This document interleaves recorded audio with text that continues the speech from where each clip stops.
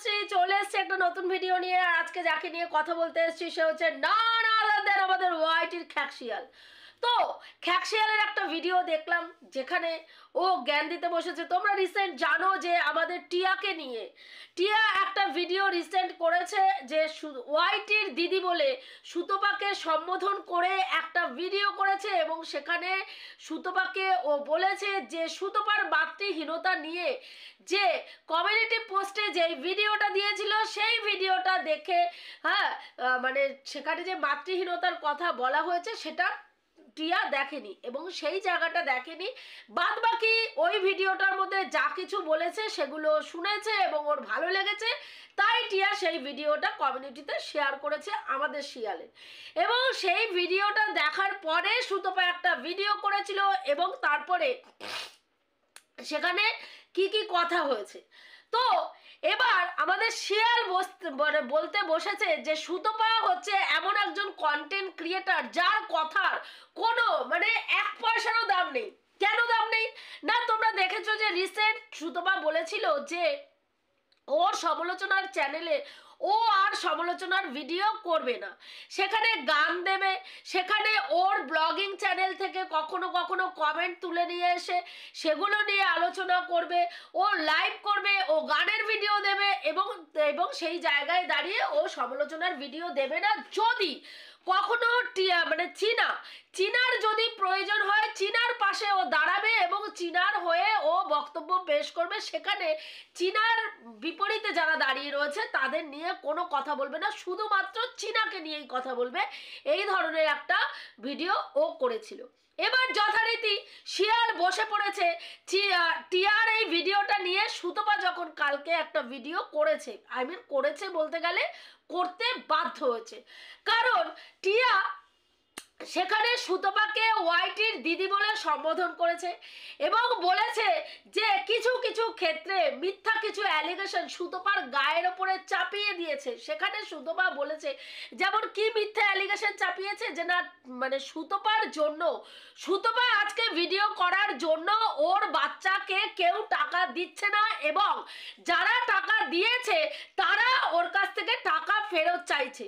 এখানে একটা সমালোচক ওর তার পয়েন্ট অফ ভিউ থেকে ওর কোনো কোনো জায়গায় ভুল লেগেছে, সেটা রেকটিফাই করে দেওয়ার জন্য তাকে বলেছে যে তুমি এই এই এই এই জিনিসগুলো করো। কারণ তোমার বাচ্চার আজকে একটা বাচ্চা যখন অসুস্থ থাকে সেই মা শখ শৌখিনতা পূর্ণ করার থেকে তার বাচ্চার জীবন তার বাচ্চার চিকিৎসার জন্য অর্থ রাখাটা বেশি প্রয়োজন মনে করা উচিত। সেখানে দাঁড়িয়ে যেখানে টিয়ার বাচ্চা জন্মসূত্র থেকে থ্যালাসেমিয়ায় আক্রান্ত সেখানে টিয়া কি করেছে বারবার সেই বাচ্চার খাতের জন্য একটা মোটা অ্যামাউন্টের টাকা চিকিৎসার জন্য না রেখে সে খামার বাড়ি করেছে, সে গাড়ি কিনেছে, সে বাড়ি করেছে, এগুলো সে করেছে, তার স্কুলে ভর্তি হয়েছে, এইসব কাজগুলো করেছে এবং যেগুলো বারবার সুতপা আঙুল দিয়ে দেখিয়েছে। আজকের ডেটে সেই কথাগুলোর জন্য কিছু ভিউয়ার্স এবং সুতপা বলেছে যে তোমার মোটামুটি 22 লক্ষ টাকা উঠে গেছে। কালকে এর মধ্যে টিয়া যে ভিডিওটা করেছে সেখানে দেখলাম টিয়া বলছে আমি এখনো বলিনি যে আমার 22 লাখ টাকা উঠেছে, আমার একটা শর্ট ভিডিও দেখে এরা ধরে নিয়েছে আমার 22 লাখ টাকা উঠেছে।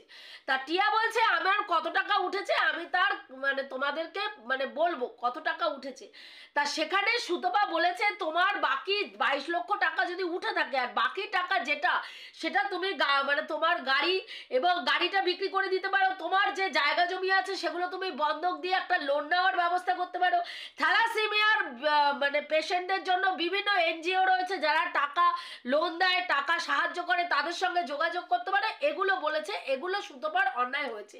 এবার সেই জায়গায় দাঁড়িয়ে সেখানে তুমি সেখানে সুতপাকে ও কি বলেছিল যে আমি যদি বেশি বাড়াবাড়ি করো তাহলে আমি মানে স্টেপ নেব। তো এই কথাটা শুনে সুতপা সেখানে বলেছিল তাহলে তোমার কি অর্থ বেশি হয়ে গেছে, মানে যেই মায়ের বাচ্চার চিকিৎসার জন্য টাকা চাইছে সেই মায়ের কি অর্থ এতটাই বেশি হয়ে গেছে যে সে এখন স্টেপ নেওয়ার মতো জায়গায় রয়েছে। মানে তাকে যদি কোনো সমালোচক আর কি আক্রমণ করে বা তার ভুলগুলো ধরিয়ে দিয়ে ভিডিও করে তার বিরুদ্ধে স্টেপ নেওয়ার মতো জায়গায় রয়েছে, সেটাই সুতপা বোঝাতে চেয়েছে।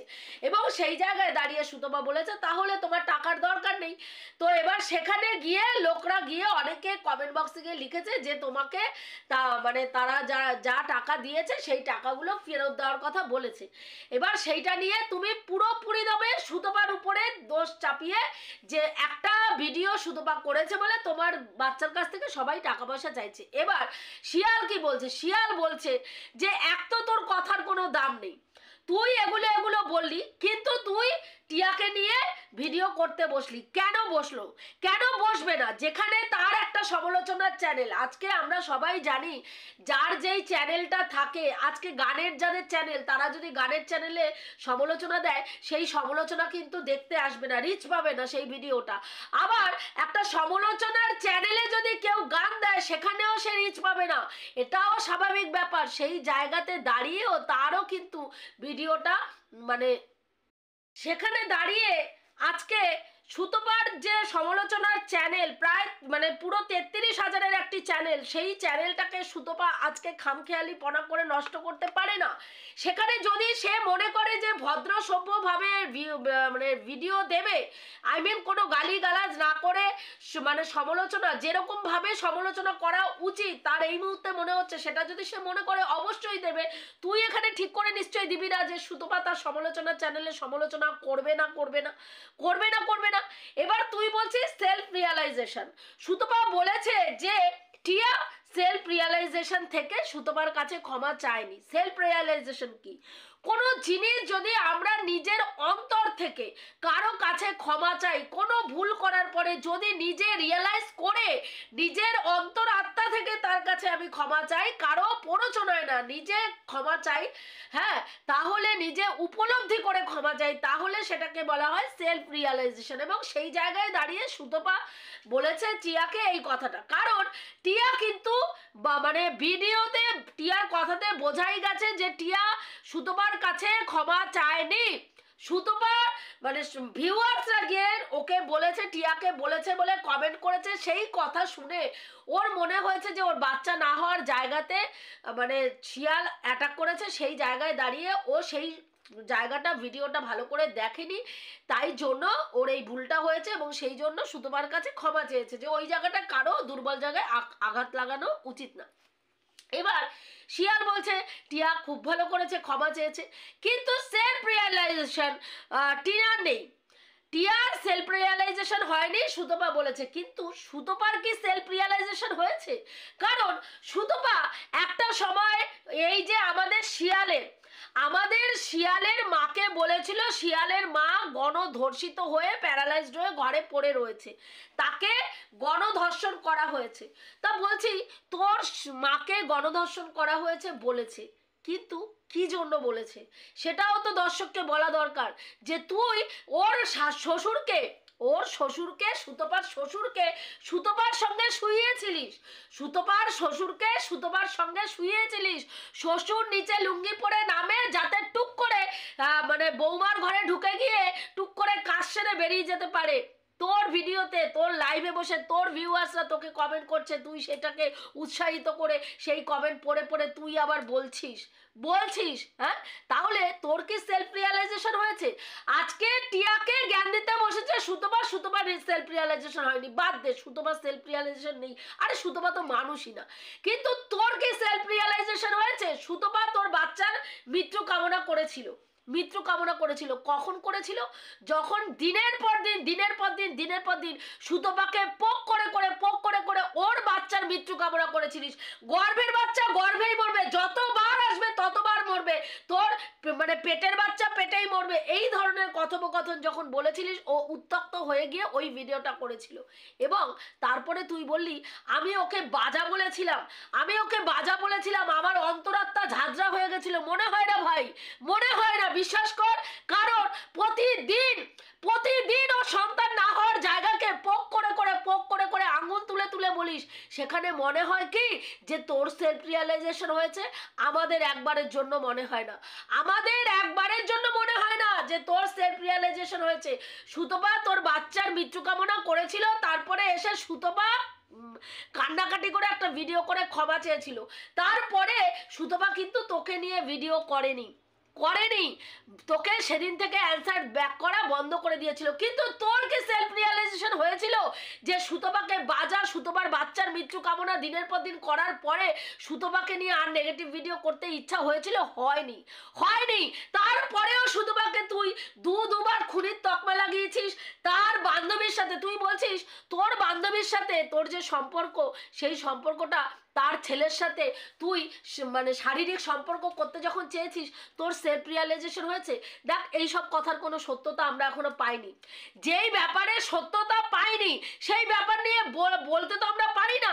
তোর এটা মন গড়া কথা হতে পারে, বা যিনি এই কথাটা বলছেন সে রিভেঞ্জ মেন্টালিটি থেকে সুতপাকে নিচে নামানোর জন্য এই ঘটনা বলতে পারে যে তার ছেলের সঙ্গে সুতপা শারীরিক সম্পর্ক করতে চেয়েছে। তো যেই ব্যাপার নিয়ে আমরা জানি না সেই ব্যাপার নিয়ে তো আমরা বলতে পারি না। তো সেলফ রিয়েলাইজেশনের কথাটা যখন বলবি তাহলে নিজে আগে সেলফ রিয়েলাইজেশনটা করবি। এখনো বোধি সুতপা কিন্তু তোকে নিয়ে নেগেটিভ ভিডিও করে না, কিন্তু প্রতিদিন সুতপাকে নিয়ে নেগেটিভ ভিডিও করে তুই কিন্তু প্রতিটা দিন সুতপাকে এখনো ওর বাচ্চা না হওয়ার জায়গাটাকে পোক করে যাস। সেইখানে দাঁড়িয়ে সুতপা, হ্যাঁ, আজকে তাকে তুই জ্ঞান দিচ্ছিস যে তার সেলফ রিয়েলাইজেশন হয়েছে কিনা। তোর যখন সেলফ রিয়েলাইজেশন হয়নি তখন তুই অন্য কারো কাছে সেটা আশা করতে পারিস কি? তোর সেলফ রিয়েলাইজেশনটা হোক যেদিনকে সুতপাকে মানে ডাইনি বলা বন্ধ করবি। সুতপার দৃষ্টিতে সুতপা বাচ্চার দিকে তাকালে সেই বাচ্চার ক্ষতি হয়, বা কুদৃষ্টি সুতপার দৃষ্টিতে বাচ্চাদের মানে একেবারে ধ্বংস হয়ে যায় বাচ্চারা, এই ধরনের কথাবার্তাগুলো কথা বলা বন্ধ করবি। সেদিনকে দেখবি সুতপার সেলফ রিয়েলাইজেশন অটোমেটিকলি হয়ে যাবে। বুঝতে পেরেছিস? তো যাই হোক বন্ধুরা, এইটুকুই বলার ছিল।